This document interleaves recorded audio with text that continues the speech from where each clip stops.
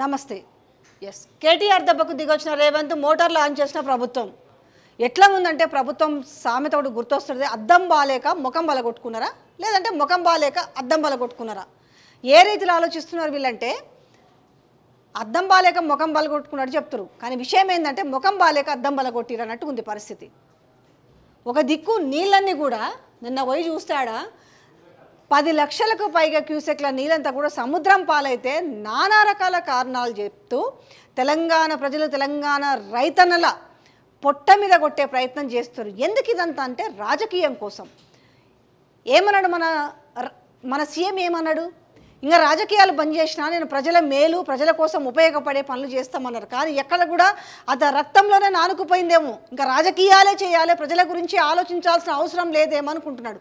లేకపోతే ఇవాళ నిన్న పోయిన తర్వాత అంటే మీకు ముందు సోయి లేదా, నీళ్ళు ఇయ్యాలన్న సోయి లేదా? ఏదో ఎంతసేపు మేడిగడ్డ కొట్టుకుపోయింది, కాళేశ్వరం వృధా, మేడిగడ్డ కొట్టుకుపోయింది, అన్నారం పగిలింది, సుందిళ్ళు ఎగిరిపోయింది అన్న లెవెల్లో మాట్లాడారు కదా. ఒకవేళ ఏదైనా టెక్నికల్ ప్రాబ్లమ్స్ ఉంటే దాన్ని సరిచేసి నీళ్ళని ఇవ్వాల్సిన బాధ్యత ప్రభుత్వం పైన లేదా? ఇవాళ కేటీఆర్ వచ్చిన తర్వాత మీరు పంపు సెట్లు ఆన్ చేస్తున్న విధానం చూస్తే తెలంగాణ ప్రజలకు అర్థం కాదా? ఇవాళ నిన్న కన్నేపల్లి లక్ష్మీ పంప్ హౌస్లు 17 మోటార్లు ఉన్నాయి కదా. సో అక్కడ దాదాపుగా 94 మీటర్ల హైట్లో నీళ్ళు ఉన్నప్పుడు కనీసం ఎందుకు అవి లిఫ్ట్ చేసి నింపట్లేదంటే దానికి కూడా రకరకాల కారణాలు చూపిస్తున్నారు. ఇప్పుడు ఏం చెప్తున్నారు, మేము ఎల్లంపల్లి నుంచి ఎత్తిపోస్తామని చెప్తున్నారు. అంటే ప్రజలకు ఏం చెప్పదలుచుకున్నారు? ఉన్న నీళ్ళని ఎట్లా వడిసి పట్టుకోవాలి, రేపు కరువు వస్తే మన పరిస్థితి ఏంది? మనం ఖరీఫ్ ఈ వర్షకాలంలోనే ఇబ్బంది పడుతున్న నేపథ్యం ఉంటే మరి యాసంగికి వచ్చేసరికి ఎట్లుండాలి? రైతులు కొంత నష్టపోతున్నారు, వాస్తవమే అని చెప్తున్నారు. కానీ ఎట్లుందంటే పాలల్ల పంచాయతీ లాగుందన్నట్టు ఎంతసేపు బ్లేమ్ చేద్దామనే ప్రక్రియ తప్ప నిజాలేంది, నిజంగా మనం ఎట్లా నీళ్ళు ఇవ్వాలి, నీళ్ళు ఇస్తే మనకు యాది కుంచుకుంటారనే విషయాన్ని ఎందుకు మర్చిపోతున్నారు? గత ప్రభుత్వం చేసింది వాళ్ళకి ఎక్కడ మేలు జరుగుతుందో ఇంకేం పేరు వస్తుందో అది మనం మొత్తం కూడా, ఎందుకంటే మనం బదనాం లేపినాం కాబట్టి మేడిగడ్డ కొట్టుకుపోయిందని బదనాం లేపినాము. సో నిన్న వాళ్ళు పోయి ఏమో మేడిగడ్డ ఏం పోలేదురా నాయన, మేడిగడ్డ ఉంది, ఇన్ని నీళ్లు పోతున్నాయి, ఈ నీళ్లు వృధా అవుతున్నాయి అని చెప్తున్నప్పటికి కూడా ఇంకా దీనికి కథలు చెప్పే ప్రయత్నము తెలంగాణ ప్రజలకు చెప్తున్నారు తప్ప, కానీ ప్రజలు చాలా విఘ్నులు, ఏం జరుగుతుందో ప్రతిదీ కూడా వాళ్ళు అబ్జర్వ్ చేస్తున్నారు. నిన్న మీకు డ్రోన్ విజువల్స్, నిన్న మేము అక్కడే ఉన్నాం, డ్రోన్ విజువల్స్ మీకు చూపించే ప్రయత్నం చేస్తాను. చూడండి, చాలా విజువల్స్ ఉన్నాయి దీనిలో భాగంగా. ఒక్కసారి చూడండి ఆ విజువల్స్ సంబంధించి. ఇది నిన్నటిది, నిన్న మేడిగడ్డకు సంబంధించింది. చూడండి,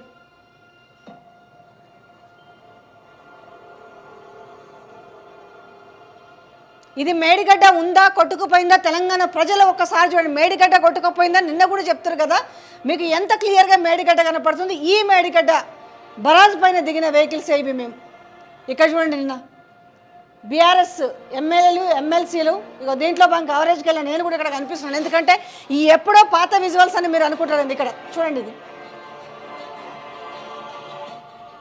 నీళ్ళు ఒకసారి ఏ రకంగా నీళ్లు పోతున్నాయి అనేది ఒకసారి చూడండి.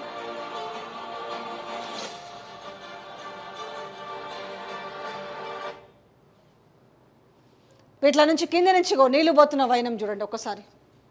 ఈ నీరంతా కూడా తెలంగాణ ప్రజలకు అందాల్సిన నీరంతా కూడా సముద్రం పాలై కొట్టుకుపోతుంటే ఇంకా రాజకీయాలు చేస్తూ రాజకీయం గురించి మాట్లాడుతున్న వైనం చూస్తుంటే ఇంకా తెలంగాణ ప్రజలకు ఏం అర్థమైతలేదా? ఇంకా మనం అబద్ధాలు చెప్పి వాళ్ళని ఏమార్చుకుంటూ పోవాలన్న ఉద్దేశమే ఉందా ప్రభుత్వానికి?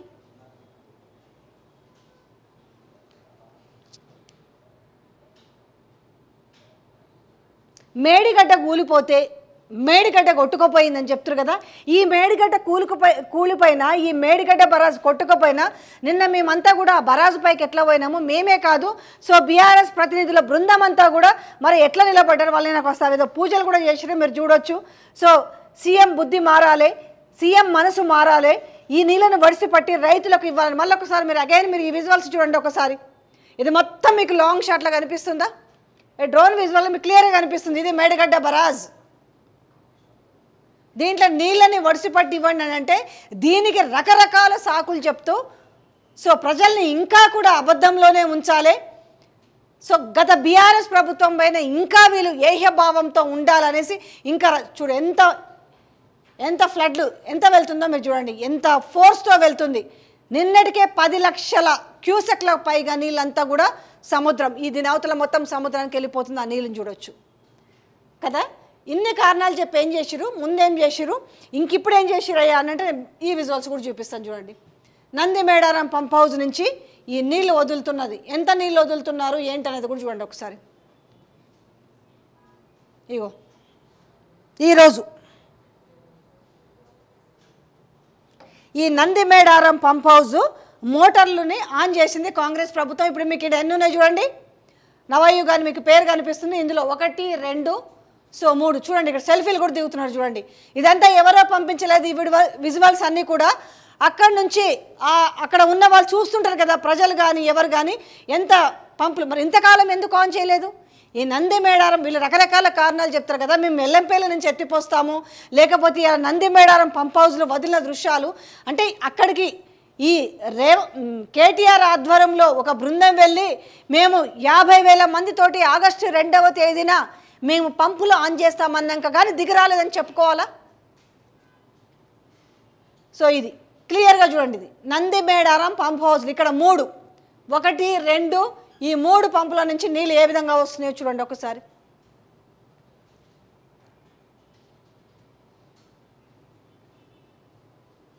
అంటే వాళ్ళు ఇంకా కూడా ఒక అబద్ధాన్నే నిజం చేయాలనుకుంటున్నారు కానీ వాస్తవానికి రావట్లేదు. ఎంతసేపు బురద జల్లే ప్రయత్నమే తప్ప కనీసం మనం ప్రజల కోసం నిజంగానే టెక్నికల్గా ఏమైనా ఇష్యూస్ జరిగితే వాటిని సాల్వ్ చేసి ప్రజలకు ఎట్లా నీళ్ళు ఇవ్వాలని మర్చిపోయి, అంటే ఇక్కడ మళ్ళీ కూడా గత ప్రభుత్వం మీకు ఛాలెంజెస్ విసిరితే, గత ప్రభుత్వం మీకు ధమ్కీలు ఇస్తే కానీ మీరు నీళ్లు ఆన్ చేయలేని పరిస్థితిలో ఉన్నారా?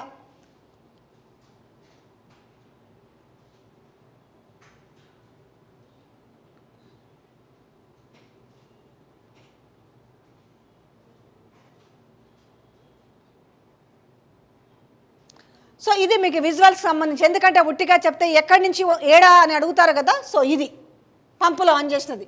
ఇంకా డీటెయిలింగ్గా ఎన్ని క్యూసెక్ల నీళ్ళు ఏంటనేది మీకు అది కూడా నేను వివరించే ప్రయత్నం చేస్తాను. ఒకసారి చూడండి. కాళేశ్వరం ఎత్తిపోతల చురు నంది మేడారం పంప్ హౌస్లో 4 మోటార్లు ఆన్ చేసిరు. ఎంత పోతున్నాయో కూడా మీరు ఒకసారి చూడండి. ఎంత నీళ్ళను, ఎంత క్యూసెక్ల నీళ్ళను లిఫ్ట్ చేస్తున్నారు అనేసి.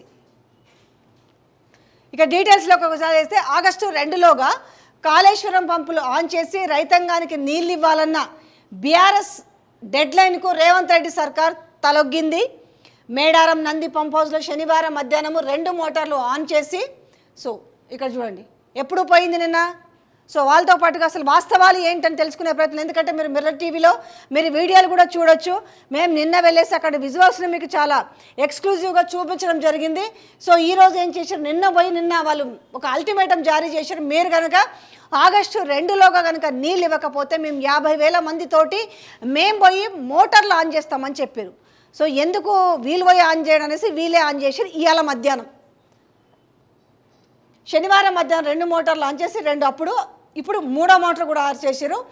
6,538 క్యూసెక్ల నీటిని లిఫ్ట్ చేసిన ప్రభుత్వం ఆ తర్వాత ఫస్ట్ ఏం చేసి 2 మోటార్లు ఆన్ చేసి ఆ 2 మోటార్ల నుంచి 6,538 క్యూసెక్ల నీటిని లిఫ్ట్ చేసిన ప్రభుత్వం ఆ తర్వాత మరో 2 మోటార్లు ఆన్ చేసింది. మొత్తంగా 4 మోటార్ల ద్వారా 13,076 క్యూసెక్ల నీటిని లక్ష్మీపూర్ గాయత్రి పంప్ హౌస్కి ట్విన్ టన్నెళ్ల ద్వారా తరలిస్తుంది. ఈ లక్ష్మీపూర్ గాయత్రి పంప్ హౌస్లో మధ్యాహ్నం 3 గంటలకు ఒక మోటార్ ఆన్ చేసిన అధికారులు 3,266 క్యూసెక్ల నీటిని లిఫ్ట్ చేస్తున్నారు. సాయంత్రం ఇక్కడ మరో మోటార్ని ఆన్ చేయనున్నారు. బీఆర్ఎస్ వర్కింగ్ ప్రెసిడెంట్ కేటీఆర్ నేతృత్వంలో పార్టీ ఎమ్మెల్యేలు ఎమ్మెల్సీల బృందం శుక్రవారం కాళేశ్వరం ప్రాజెక్టులోని మేడిగడ్డ బ్యారేజ్, కన్నెపల్లి పంప్ హౌస్లను సందర్శించారు.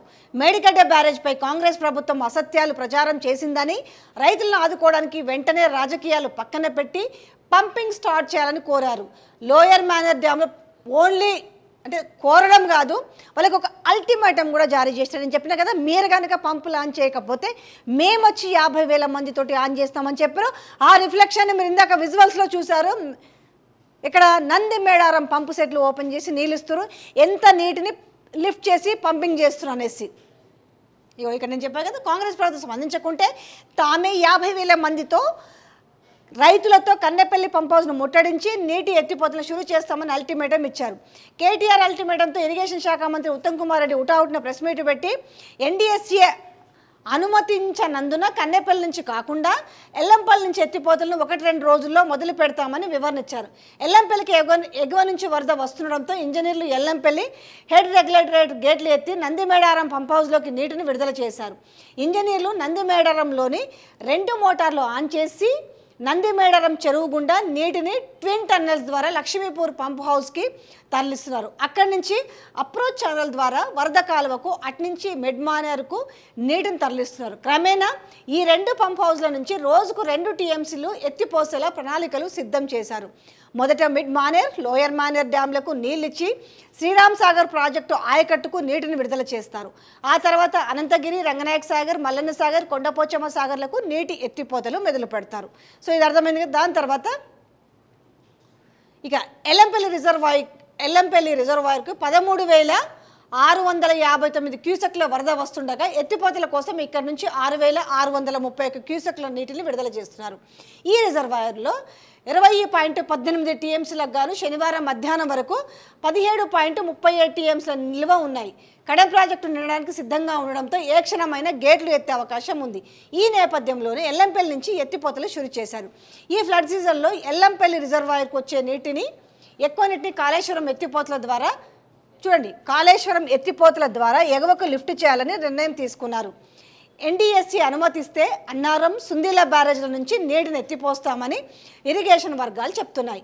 మేడిగడ్డ బ్యారేజ్ గేట్లు దించాల్సిన అవసరం లేకుండానే కన్నెపల్లి పంప్ హౌస్ నుంచి నీటిని ఎత్తిపోయవచ్చని, అన్నారం, సుందిల బ్యారేజ్ల నుంచి నీటిని ఎత్తిపోయాలంటే నిర్దేశిత నీటి మట్టం నదిలో ఉండాలని చెప్తున్నారు. యాసంగి సీజన్ వరకు కన్నెపల్లి నుంచి నీటిని ఎత్తిపోసే అవకాశాలు ఉన్నాయని, అప్పటి వరకు ఎల్లంపల్లి నుంచి ఎగువ నీటిని అవసరాలకు బట్టి లిఫ్ట్ చేస్తామని అధికారులు చెప్తున్నారు. ఇక్కడ ఏంటి, గేట్లు దించకుండానే ఎక్కడ ఇగో మేడిగడ్డ, వీళ్ళు ఏం చెప్తున్నారంటే మొన్నటి వరకు మేడిగడ్డ గేట్లు కనుక దించితే ప్రమాదం ఉంది, బ్యారేజ్ కొట్టుకుపోయే అవకాశం ఉందని మనకు ప్రతిరోజు వీళ్ళు ఇవే కథలు చెప్తున్న నేపథ్యంలో ఇక్కడ ఏంటి మళ్ళా విషయం చూడండి. మేడిగడ్డ బ్యారేజ్ గేట్లు దించాల్సిన అవసరం లేకుండానే కన్నెపల్లి పంప్ హౌస్ నుంచి నీటిని ఎత్తిపోయొచ్చని. సో ఏంటి అనంటే ఆల్రెడీ నేను ఇంతకుముందు చెప్పాను కదా, కన్నెపల్లి దానికి సంబంధించిన విజువల్స్ కూడా ఉన్నాయి, మీకు నేను తర్వాత ప్లే చేస్తాను, వీడియో కూడా దానికి మీకు ప్లే అవుతుంది. కన్నెపల్లి పంప్ హౌస్ నుంచి కూడా లిఫ్ట్ చేయొచ్చు, దాంట్లో ఉన్నాయి. ఏదైతే ఈ కన్నెపల్లి లక్ష్మీ పంప్ హౌస్లో 17 మోటార్లు ఉన్నాయి.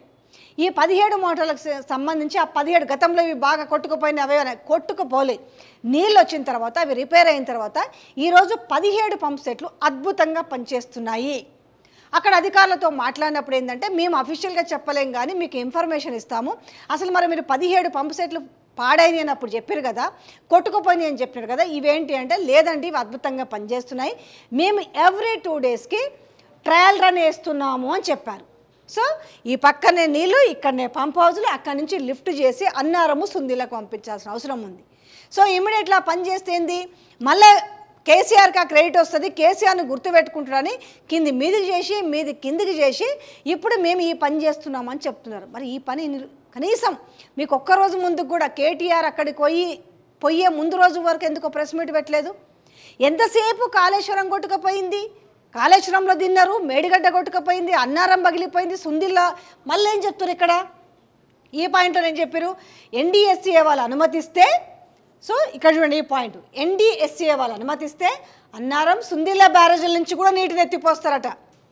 ఈ పాయింట్ మీకు ఒకసారి చూపిస్తాను మళ్ళీ, ఇగో మళ్ళీ ఒకసారి డబల్ చెప్తాను. ఎందుకంటే ఇది ఏమన్నారు, అసలు మొత్తం లేదన్నారు కదా, మీరు అన్నారం పగిలిపోయింది, సుందిల్ల ఎగిరిపోయింది అన్న వాళ్ళు ఎన్డీఎస్సీ దేనికి అనుమతిస్తుంది?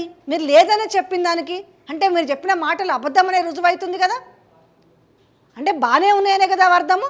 అనుమతిస్తే వాటి నుంచి కూడా సుందిల్ల బ్యారేజీల నుంచి నీటిని ఎత్తిపోస్తామని ఇరిగేషన్ వర్గాలు చెప్తున్నాయి. ఇక్కడ ఏంది, మేడిగడ్డ బ్యారేజ్ నుంచి గేట్లు దించాల్సిన అవసరం లేదని కన్నెపల్లి పంప్ హౌస్ నుంచి నీటిని ఎత్తిపోయాల్సి, సుందిల్ల బ్యారేజ్ నుంచి నీటిని ఎత్తిపోయాలంటే ఇవన్నీ మీకు చెప్పిన పాయింట్. ఇంకా so Yellampalli part of the Kaleshwaram, మళ్ళీ వీళ్ళు దీనిపైన కూడా బాగా కథలు వండుతారు, అది కూడా మీకు చాలా క్లియర్గా చెప్తున్నాను. ఎల్లంపల్లి ప్రాజెక్టు కాంగ్రెస్ ప్రభుత్వం నిర్మించిందని, అది కాళేశ్వరంలో అంతర్భాగం కాదన్నట్టుగా శుక్రవారం మీడియా సమావేశంలో మంత్రి ఉత్తమ్ కుమార్ రెడ్డి మాట్లాడారు. ఇప్పుడు ఇంకేం లేదు, మళ్ళీ దీన్ని ఏందని చేయాలి, ఏదో ఒకటి కథలు చెప్పాలి, మళ్ళీ ఇది వాళ్ళ క్రెడిట్ కాదు ఇది మా క్రెడిట్ అనేసి చెప్పే ప్రయత్నం చేయాలి. కాబట్టి మళ్ళీ ఇక్కడ కాకమ్మ కథలు చెప్తున్న వైనం చూసినాము. ప్రాణహిత చేవెళ్ళ కాళేశ్వరం ప్రాజెక్టులో ఎల్లంపల్లి అంతర్భాగం తుమ్మిడిహేట్ నుంచి సింగిల్ స్టేజ్ లిఫ్ట్ ద్వారా ఎల్లంపల్లికి నీటిని తరలించేలా ప్రాణహిత చేవెళ్ళ ప్రాజెక్టు డిజైన్ చేశారు. మేడిగడ్డ నుంచి 3 స్టేజీల్లో ఎత్తిపోతల ద్వారా ఎల్లంపల్లికి నీటిని లిఫ్ట్ చేసేలా కాళేశ్వరంను రీడిజైన్ చేశారు. ప్రాజెక్టుల పేర్లు, నీటి సోర్సు మారిన కామన్ రిజర్వాయర్ ఎల్లంపల్లి అన్నది గుర్తించాల్సిన నిజము. అంతేకాదు కాళేశ్వరం ప్రాజెక్టులో మొదట సిద్ధమైంది కూడా లింక్ టు అంటే ఎల్లంపల్లి నుంచి మిడ్ మానేరుకు నీటిని తరలించే స్కెచ్. మొదట ట్రయల్ రన్ చేసింది కూడా ఇప్పుడు నీటి ఎత్తిపోతలు మొదలుపెట్టిన నందిమేడారం పంప్ హౌస్లోని. ఆ తర్వాత ట్రయల్ రన్ చేసింది లక్ష్మీపూర్ పంప్ హౌస్లో. ఆ తర్వాత కొన్ని నెలలకు గాను కన్నెపల్లి పంప్ హౌస్లో ట్రయల్ రన్ చేయలేదు. అంటే కాళేశ్వరం ప్రాజెక్టులో ఎల్లంపల్లి అంతర్భాగం అన్నది అప్పట్లోనే స్పష్టతనిచ్చారు. ఇప్పుడు అది వేరే ప్రాజెక్టు, కాళేశ్వరంతో దానికి సంబంధం లేదనే వాదనలో పసలేదు. ఇప్పుడు వింటున్నారు కదా, మొన్నటి వరకు మీకు ఎవరికైనా కూడా బేసిక్లో 4 పాయింట్లు గుర్తుంటాయి: మేడిగడ్డ, సుందిల్ల, అన్నారం, ఎల్లంపల్లి. మీకు ఎందుకంటే ఈజీగా అర్థమైంది. ఈరోజు వాళ్ళు ఏం చెప్తున్నారంటే కాళేశ్వరం వేరు, ఎల్లంపల్లి వేరు. అంటే ఇంక ఏదో ఒకటి ఇంకా చెప్పాలా, ప్రజలది ఇది మా గొప్పతనము, మీరు అసలు ఎందుకు నీళ్ళు ఇయ్యలేనది చెప్పామంటే ఇప్పుడు ఇన్ని కబుర్లు చెప్తున్న నేపథ్యంలో అల్టిమేట్గా ప్రజలకు కావాల్సింది ఏంది అసలు?